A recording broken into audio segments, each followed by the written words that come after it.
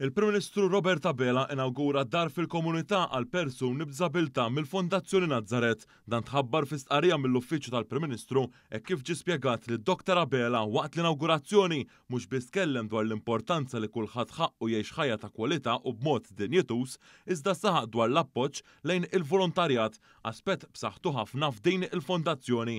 Il-Prim Ministru sostna li l-Gvern jibqa' impenjat li jkompli appoġġja u jinċentiva għaqdiet volontarji fil-ħidma imprezzabbli li jwettqu u semma ftehimiet regolari li jsiru bejn il-Gvern u l-għaqdiet volontari, inkluż ieħor li għadu kif beda għat 3 snin li ġejjin bejn il-Gvern u l-Fondazzjoni Nazzaret biex din tibqa' tiġi mejjuna fil-ħidma soċjali importanti li twettaq.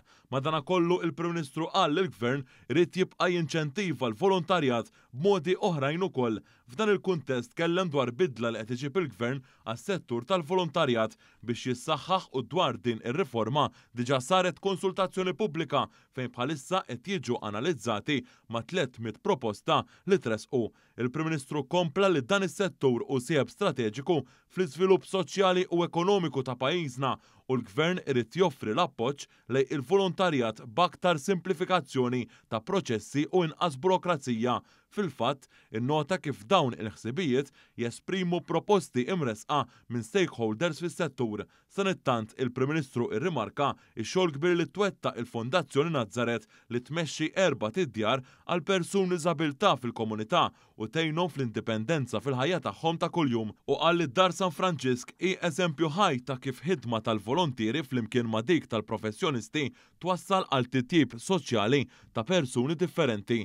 Filwaqt li rrefera wkoll alla għalli kellu mal-ħaddiema u persuni li gawdu mill-ġid kbir li twettaq il-Fondazzjoni Nazzaret imwafqa minn Dun Ansejkel u llum il-President Emeritu Mary Louise Colejro Preca tmexxi il-bord tal-istess fondazzjoni.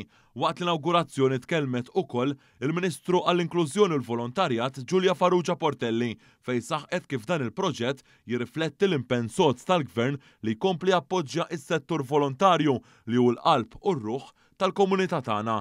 Fil-fatt sostniet kif is-sħubija mal-Fondazzjoni Nazzaret imsaħħa biftehimiet li jaqbżu 2.5 miljun euro tenfasizza x-xogħol kbir li tisir biex jiġu mejjuna iċ-ċittadini l-aktar vulnerabbli.